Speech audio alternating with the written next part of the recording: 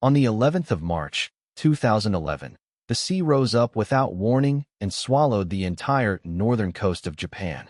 But the water, it turned out, was not the last thing the survivors would see. The wave killed nearly 20,000 people in a single afternoon.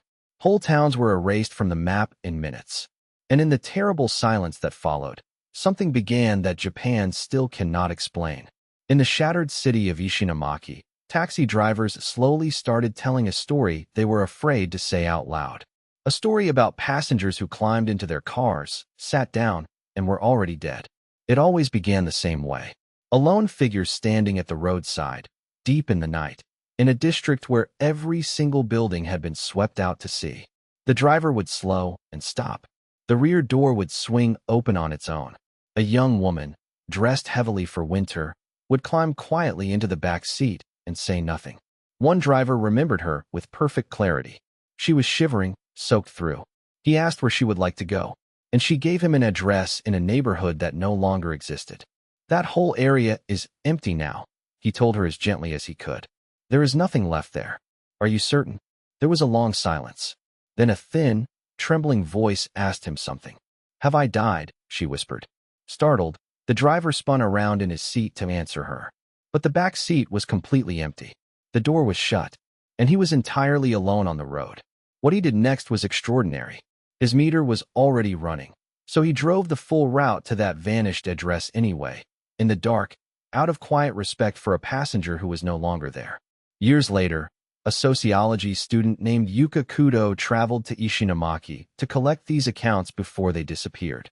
Patiently, over many months, she interviewed more than 100 taxi drivers, one by one.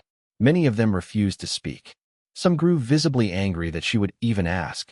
But 7 drivers, without any hesitation at all, calmly described picking up ghosts. And their paperwork backed them up.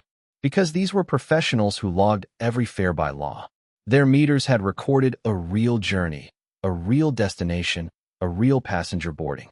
Yet the seat stayed empty, and no one ever paid. They quietly covered the fares themselves. The passengers were almost always young, Kudo noticed. She came to believe the dead who lingered were those whose lives had been cut shortest, still desperately reaching for a home that no longer stood. If stories like this send a chill down your spine, subscribe now. Every single day we uncover the darker corners of Japan that most people never hear about.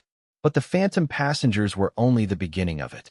Across the entire disaster zone, the living slowly began to feel the constant presence of the dead pressing in around them. Buddhist priests found themselves completely overwhelmed.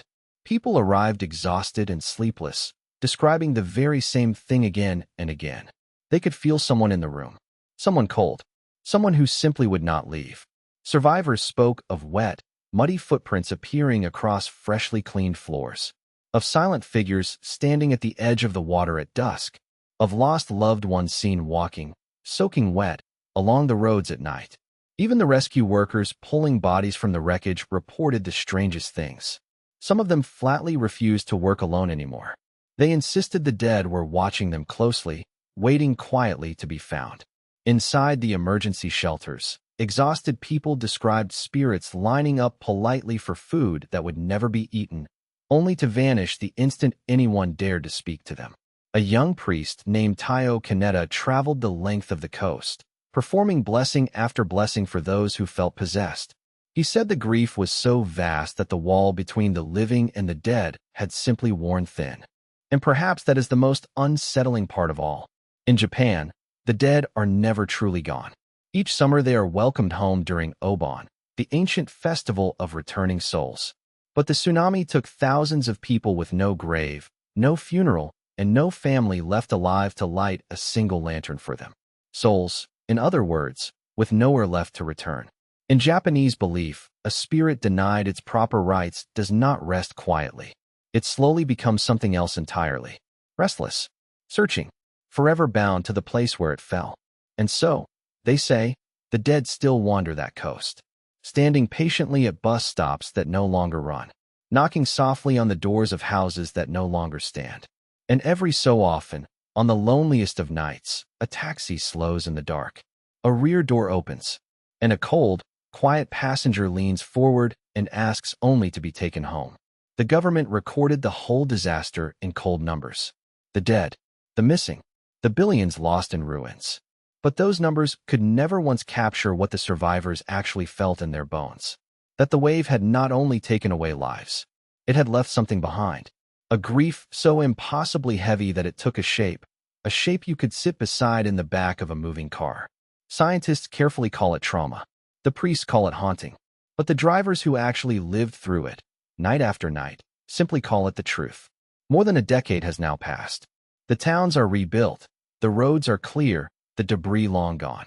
Yet on certain nights, in certain places, drivers still slow down for figures that are not there.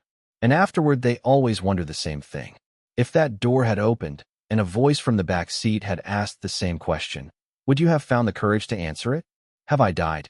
Somewhere out on that quiet, grieving coast, the sea keeps its long silence. And the dead, it seems, keep asking,